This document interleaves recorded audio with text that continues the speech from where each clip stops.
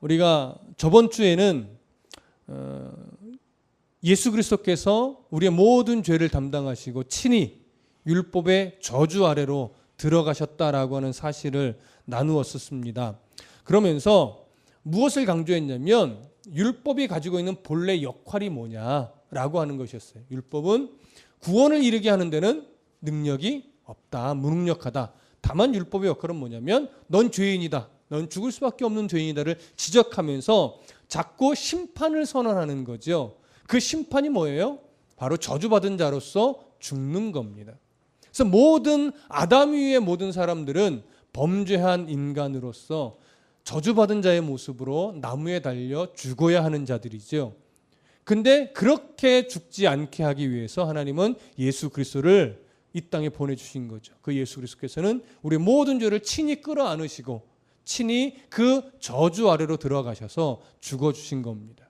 그래서 아브라함과의 언약을 성취하셨고 그 다음에 부활하심으로 말미암아 우리가 죄 용서받았음을 증명하셨습니다. 우리는 그 믿음으로 살아가는 것이죠. 그래서 율법은 죄를 지적하는 역할을 한다면 믿음은 우리를 구원에 이르게 하는 역할을 하는 것이죠. 그 믿음은 늘 어디서 출발해요? 바로 아브라함의 언약에서 출발을 하는 겁니다. 오늘은 그 연장선으로서 아브라함이 한 예를 듭니다. 율법이 믿음을 훼손할 수 없다. 율법이 믿음의 어떤 구원을 이루는 영향을 미칠 수 없다. 이 부분을 실례를 들어서 오늘 우리에게 이야기를 합니다. 오늘 그 부분을 이제 살펴볼 겁니다. 15절을 먼저 읽어보겠습니다. 15절 시작.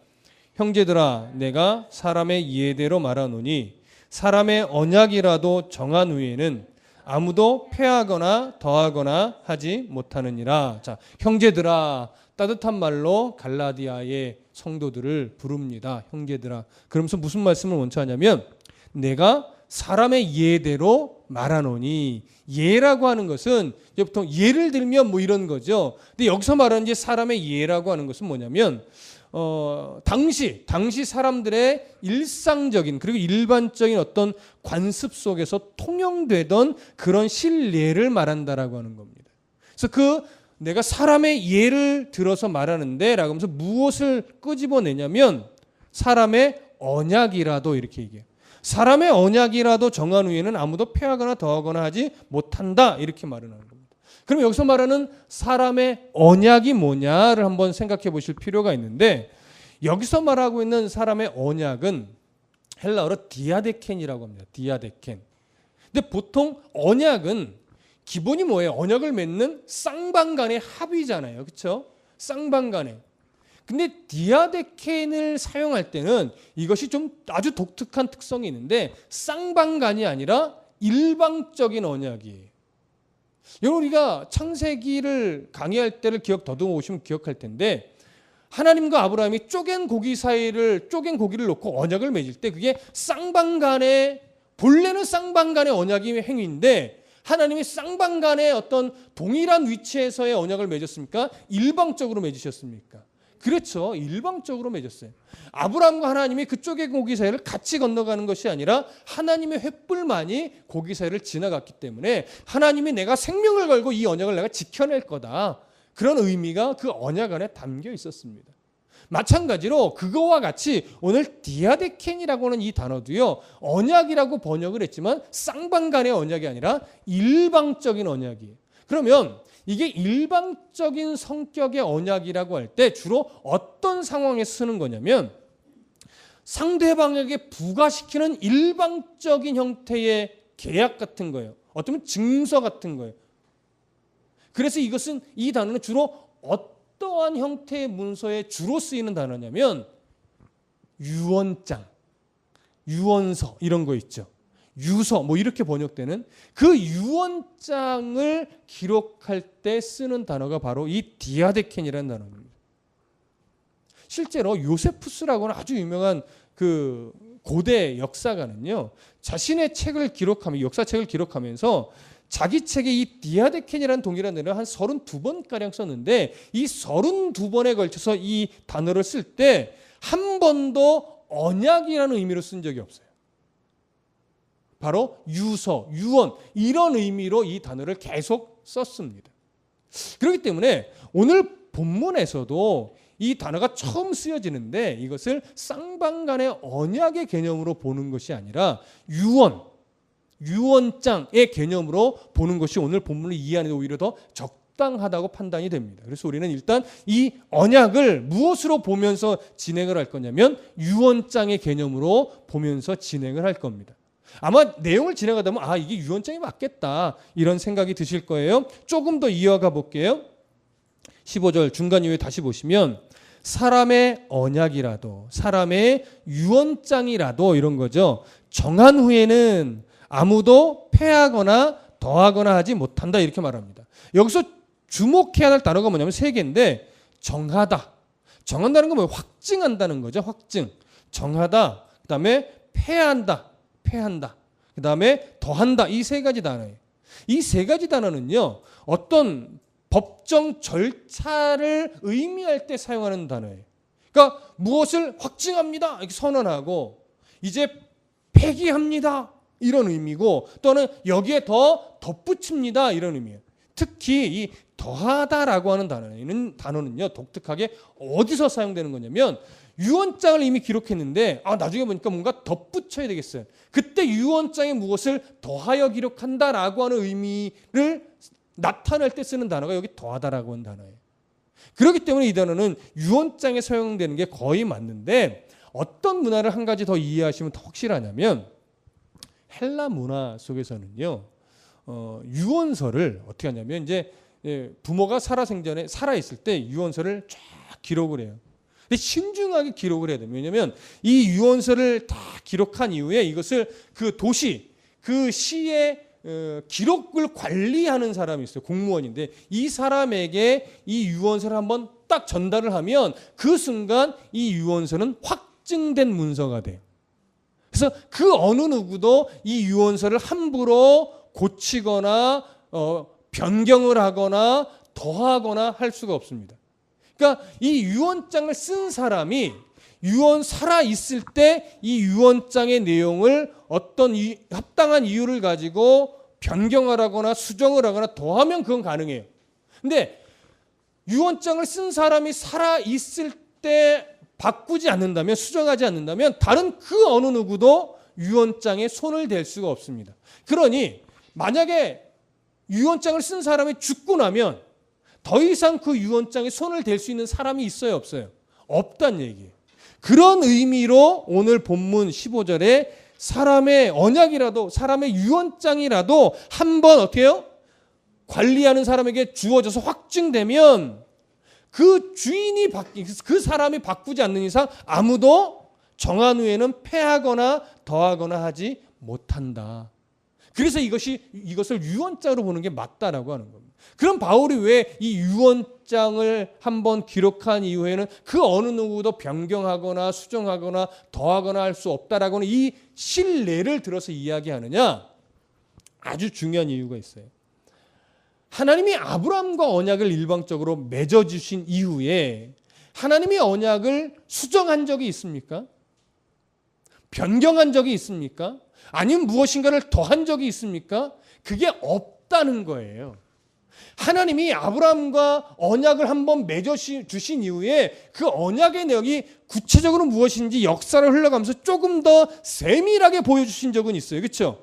그래서 언약이 실제로는 처음에는 아브라함과 1대1로 맺은 언약인 것 같지만 15장에서 보면 근데 17장으로 넘어가면 그것이 아브라함과 1대1로 맺은 언약이 아니라 아브라함과 그 후손에게까지 미치는 언약이었구나. 이걸 한 번 더 보여주게 되죠. 그런 것처럼 하나님이 아브라함에게 맺어주신 그 언약은 1대1의 언약으로 끝나는 것이 아니라 점차 선명하게 보여주는 언약인데 이 언약은 변경된 것도 아니고 수정된 것도 아니고 무엇인가 덧붙인 것도 아니에요. 그러니까 이 구원 하나님이 아브라함과 맺어주신 언약이 가지고 있는 본래의 목적지를 향해 감에 있어서 그 외에 다른 어떤 요소도 이 하나님과 맺은 언약에 영향을 미칠 수 있다 없다?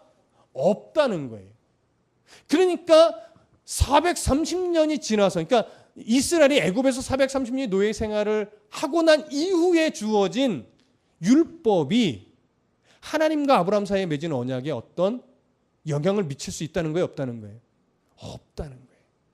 그걸 실례를, 유언장이라고 하는 당시 문화를 실례로 들어서 지금 바울이 끄집어내서 정확하게 이해를 시키고 있는 거예요. 무슨 말씀인지 이해되시죠? 자, 한 번 더 보겠습니다. 어딜 보냐면 16절 함께 읽습니다. 시작. 이 약속들은 아브라함과 그 자손에게 말씀하신 것인데 여럿을 가리켜 그 자손들이라 하지 아니하시고 오직 한 사람을 가리켜 내 자손이라 하셨으니 곧 그리스도라. 자, 좀 전에 제가 15절을 설명드리면서 아브라함과 하나님이 맺은 그 일방적인 언약이 역사를 통해서 점점 선명하게 보여줬다 그래서 그렇죠. 선명하게 보여주면서 어디를 향해 가냐면 원래 언약을 맺어 주실 때 가지고 있던 목적지를 향해서 쭉 지향점을 갖고 가는 거예요. 근데 그 목적지, 지향점이 어디예요? 예수 그리스도라는 거예요. 그러니까 예수 그리스도라는 것은 그냥 예수 그리스도가 아니라 예수 그리스도께서 우리가 해결할 수 없는 죄의 문제를 대신 해결하기 위해 이 땅에 오셨고 우리의 죄를 다 끌어안고 친히 저주 아래로 들어가셔서 십자가에 죽어주심으로 말미암아 아브라함과 맺으셨던 이 언약을 예수 그리스도께서 뭐 하셨다? 성취하셨다. 이걸 말하는 거죠. 그 성취로 말미암아 아브라함 시대의 사람도 구원에 이르는 것이고 예수님 당시의 사람도 구원에 이르는 것이고 그 이후에 오늘날 우리까지 또 우리 후세대들까지도 예수 그리스도로 말미암아 구원에 이르는 것이라고 말씀을 드렸어요. 무슨 말씀인지 이해되시죠? 그렇기 때문에 오늘 16절에서 아브라함과 그 자손에게 말씀하신 것인데 여럿을 가리켜 그 자손들이라 하지 아니하시고 오직 한 사람을 가리켜 내 자손이라 하셨으니 곧 예수 그리스도라 라고 하는 것은 바로 좀 전에 말씀드렸듯이 아브라함과 하나님 맺으신 언약의 목적지인 거예요. 그 사이에 예수 그리스도와 아브라함의 언약과 예수 그리스도의 십자가 은혜 이 사이에 그 어떤 요소도 구원이라는 것, 우리를 구원의 백성 되게 하는, 우리의 죄를 사함받게 하는 것, 우리 때로는 구원받은 백성으로서 우리를 성숙하게 만들어가는 것에 있어서 다른 어떤 요소도 들어와서 영향을 미칠 수 있다 없다? 없다. 이걸 한 번 더 16절에서 확인해 주는 겁니다. 그럼 이 사실이 왜 중요하냐? 17절 함께 보겠습니다. 17절 함께 읽습니다. 시작. 내가 이것을 말하노니 하나님께서 미리 정하신 언약을 430년 후에 생긴 율법이 폐기하지 못하고 그 약속을 헛되게 하지 못하리라. 자, 여기 430년 이후라는 건 제가 좀 전에 설명을 드렸어요. 그렇죠? 무슨 말씀인지 이해되시죠? 율법보다 뭐가 더 앞섰다?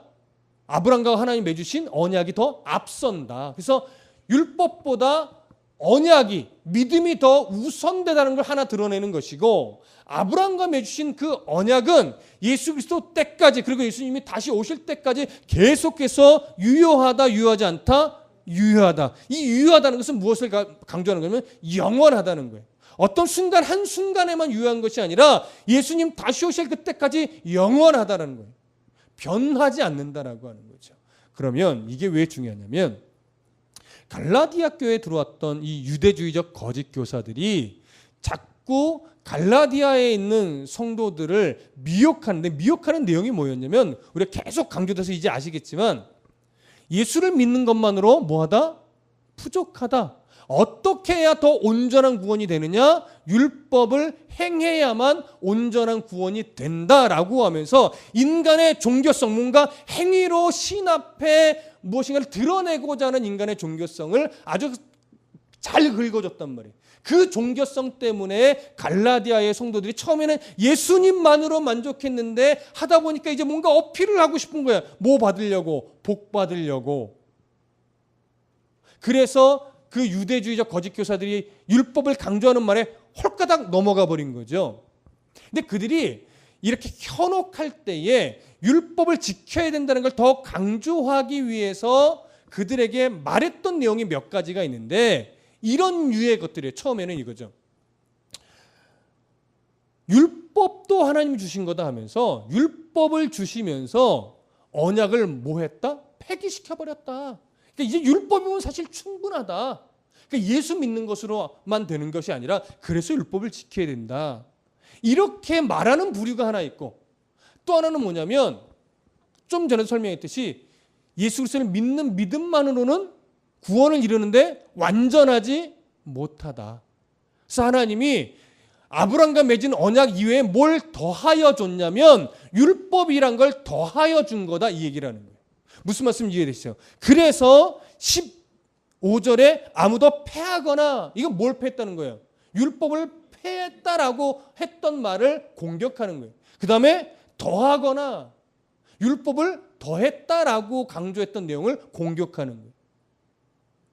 어떤 것도 아브람과 맺으신 언약과 그 언약을 성취하신 예수 그리스도의 십자가의 은혜 사이에 치고 들어와서 무언가를 더하거나 언약을 폐기하거나 변경하거나 할 만한 요소는 있다 없다? 절대 없다라고. 그래서 우리의 구원은 아브라함에게 맺으신 언약대로 역사는 유효하게 끊임없이 진행이 됐고 예수 그리스도에 성취되어 우리는 예수 그리스도를 믿음으로만 구원에 이른다. 예수 그리스도로 인한 구원은 유일한 진리다라고 하는 거죠. 이것 하나 절대 놓치면 안 되는 거예요. 이것만 안 놓쳐도 이단에 빠질 일은 없습니다. 왜냐하면 이단들은 뒤로 가면 갈수록 누가 드러나게 되냐면 예수 그리스도를 약화시키거나 사랑을 드러내게 돼 있어요. 처음에는 뭔가 새로운 어떤 성경 해석으로 막 현혹하지만 결국 안에 들어가면 예수 그리스도 외에 누군가를 더 강조하죠. 예수를 낮추기도 하죠. 근데 놀라운 건 그렇게 들어가서 빠져버리면 세뇌에 세뇌를 거듭하니까 그게 잘 안 보인다는 게 문제. 그래서 처음부터 제대로 배운다는 게 너무 중요한 겁니다.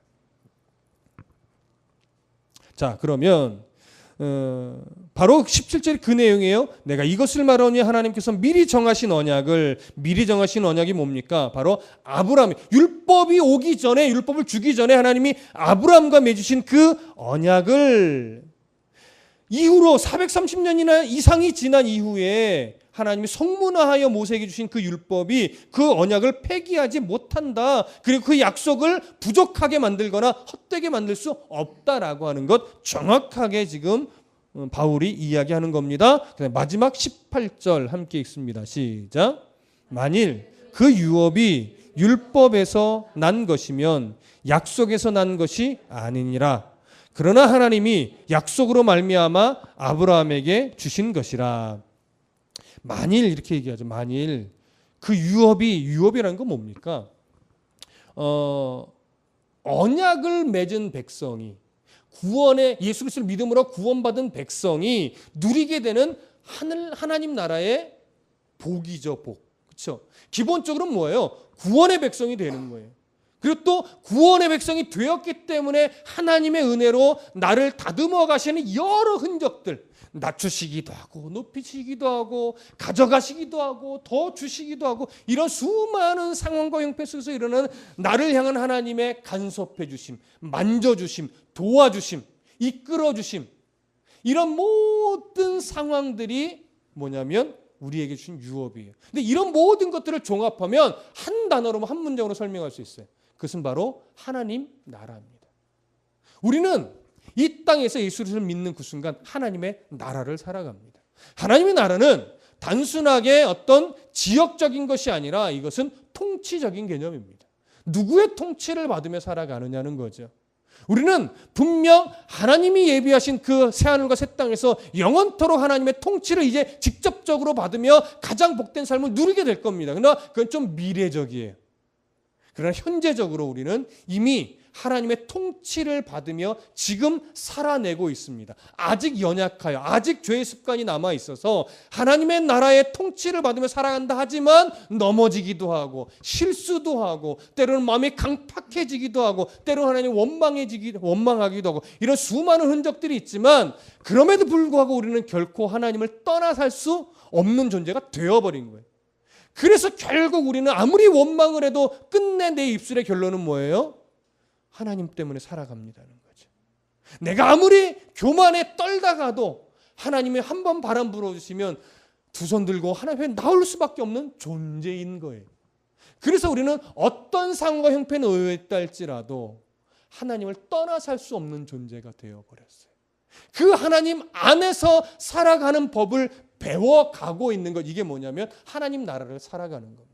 그래서 우리의 유업이 뭐냐라고 할 때요, 여러 가지의 그림으로 설명할 수 있으나 딱 하나로 우리는 하나님 나라가 우리의 유업입니다. 이렇게 정리할 수 있는 거예요. 자, 그 하나님의 나라, 그 하나님의 나라를 누리며 살아가는 것, 그 하나님의 통치를 받으며 살아가는 것, 그것이 율법에서 난 것이라면 약속에서 난 것이 아니다라고 하는 거죠.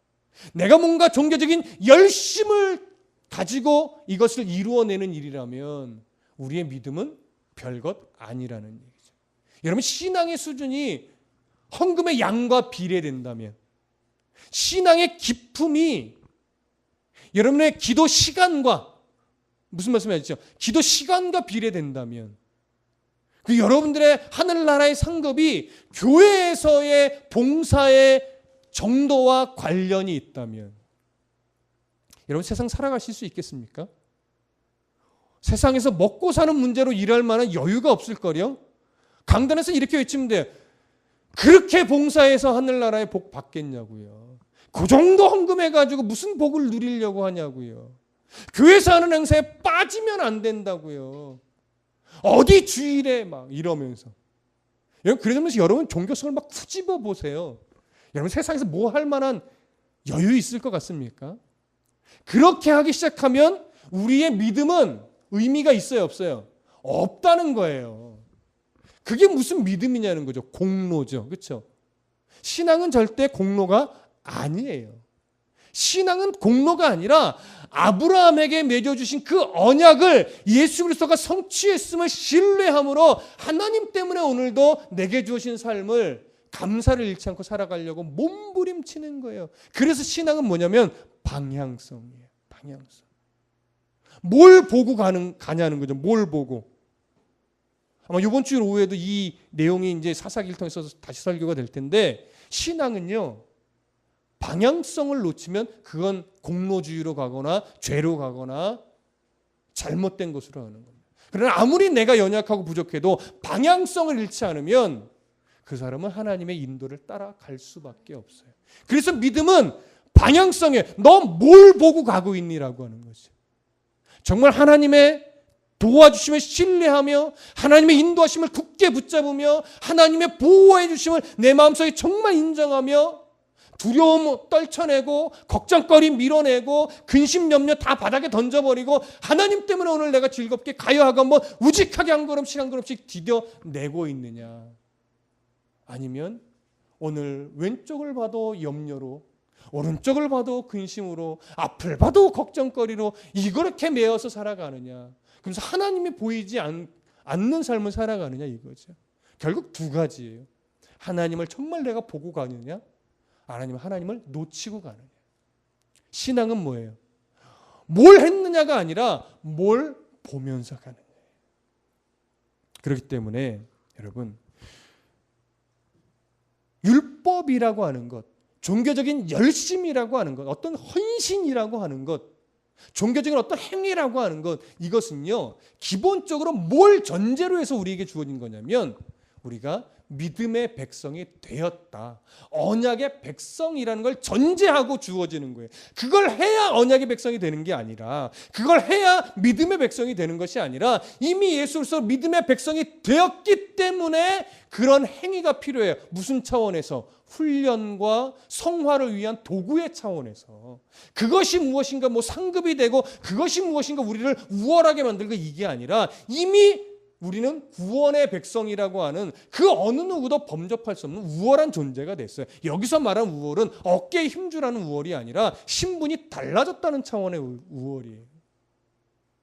그렇게 신분이 바뀌었으니 이제 너의 인생을 하나님께 온전히 드리는 훈련을 위해 종교적인 열심도 때로는 내고 하나님 앞에 뭔가를 좀 드리는 헌신도 좀 해보고 라고 하는 거지, 그걸 해야 온전한 믿음의 사람이 된다? 그건 아니라는 거죠. 그렇게 되면 오늘 율법주의로 가는 거예요. 그렇게 되면.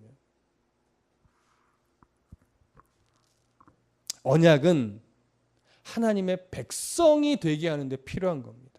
여기서 말하는 언약은 믿음이죠. 예수 그리스도를 믿는다라고 내가 시인하고 고백하는 것, 이건 바로 하나님의 백성이 되기 위해 필요한 것이고, 좀 전에 설명했듯이 율법이라고 하는 것, 교회 신앙의 열심이라고 하는 것, 이런 것은 하나님의 백성으로 살아가기 위해 필요한 겁니다. 이렇게 정리가 될 수 있는 거예요. 자, 그렇다면 내가 예수 믿는 사람으로 살아가기 위해 율법이 필요하고, 예수 믿는 사람으로 살아가기 위해 어떤 교회 안에서의 훈련이나 삶이나 교육이 필요한 것이라고 말씀을 드렸다면, 그렇기 때문에 예수 믿는 사람의 삶이라는 게 결코 쉽지 않은 겁니다. 왜요? 요구되는 게 많아요. 훈련되어야 되니까. 훈련이 쉬우면 훈련이 아니죠. 훈련은요, 정말 헐떡헐떡 되는 거예요. 숨이 목에 차야 돼요. 그게 훈련이죠. 근데 어떤 사람은 헐떡헐떡 되는 게 싫으니까 자꾸 훈련을 안 받으려고 몸부림치죠. 그런데 정말 훈련되고 싶은 사람은 헐떡헐떡 되는 게 안 힘들어서가 아니라 내가 이 헐떡헐떡 되는 걸 넘어가야 단단해지는구나를 알고 그냥 그걸 즐기려고 노력하는 거죠. 어느 누가 힘든 걸 좋아하는 사람이 누가 있어요? 그렇죠? 그 훈련을 받아내려고 결심하고 작정하고 그냥 뛰어가는 거죠. 그래서 신앙은요, 그래서 힘든 거예요. 그래서 어려운 거예요. 그래서 성경은 갈라디아서도 마찬가지고 곳곳에서 육체의 소욕으로 너희를 더럽히지 말고 성령의 소욕을 따라 살라고 부단히도 이야기하는 거예요. 왜요? 육체의 소욕은요, 우리를 헐떡되게 만드는 것이 아니라요, 우리의 감정을, 우리의 인간적인 탐심을 좋게 만들어요. 아이고 꼭 그렇게까지 해야 되겠어요? 아이고 운동하는 거 좋긴 하지만 꼭 그렇게까지 해야 돼요? 슬슬 하세요. 이렇게 되는 거죠. 훈련 꼭 그렇게 받아야 돼요? 교회 꼭 오전 오후 성경 공부까지 다 해야 돼요? 그 가치를 모르는 거죠. 왜 하나님의 백성들이 오전에 말씀을 듣고 또 오후에도 말씀을 듣고 또 남았다가 저녁에 왜 성경 공부를 하는지 그 가치와 이유를 모르면 뭘 꼭 그렇게까지 해요? 라고 하는 거예요. 그러나 우리가 왜 그렇게 말씀 안에 훈련을 합니까? 그렇게 훈련이 되고 하나님을 배워야 성령의 소욕을 따라 살아가는 데 힘이 생기는 거예요. 성령의 소욕을 따라가려면 누를 것 눌러야 되고, 참을 것 참아야 되고, 인내해야 될 거 인내하고, 양보해야 될 거 양보해야 되고, 너무나 많아요. 그게 결코 쉽게 되지 않기 때문에 우리는 예수 믿는 사람이기 때문에 하나님이 그걸 요구합니다. 너는 하나님 나라의 백성이니까 하나님이 그걸 요구해요. 그걸 해야 뭔가 주께가 아니라 넌 이미 하늘나라의 백성이에요. 넌 이미 하나님 나라를 살아가는 자야. 너의 존재는 이미 달라. 그래서 그런 삶을 살아내야만 해. 대가를 바라고 그걸 하면 율법주의적으로 가는 겁니다. 그러나 하나님이 나를 훈련시키시는구나. 이 중심을 가지고 그 성령의 소욕을 따라 살아내는 삶을 살아내려고 몸부림치면 우리는 다른 게 아니라 하나님이 나를 부르실 때 기쁨으로 떳떳하게 깨끗해서 떳떳한 것이 아니라 내가 중심을 하나님께 늘 드리며 살아왔던 몸부림이 있기 때문에 떳떳하게 하나님 앞에 설 수 있는 겁니다. 여러분 그걸 바라보셔야 돼요. 내가 이렇게 하면 하나님 뭘 주시겠지? 이미 어그러진 거예요. 아니요. 안 주셔도 돼요. 하나님. 그저 주님이 허락하신 삶을 내가 살아냅니다. 하나님 뜻대로 내 삶을 이끌어 주시옵소서. 그저 순종하며 내가 가겠습니다. 하나님이 허락하시는 것으로 내가 만족하며 가겠습니다. 다만 내 위치와 역할을 알고 내가 최선을 다해 나의 삶을 소홀하지 않고 헐떡헐떡대며 잘 훈련받아내겠습니다. 이 고백을 하는 거죠. 그것이면 충분합니다. 하나님은 그런 삶을 우리가 우직하게 살아갈 때 나도 잘 모르는데 내 삶에 뭐가 맺혀요? 성령의 열매가 맺혀져 가는 거예요. 성령이 우리 삶에 그렇게 성령이 원하시는 열매를 맺어 가실 겁니다. 이렇게 복된 그리고 아름다운 열매들이 저와 여러분들의 삶에 가득하기를 소원합니다. 기도하겠습니다.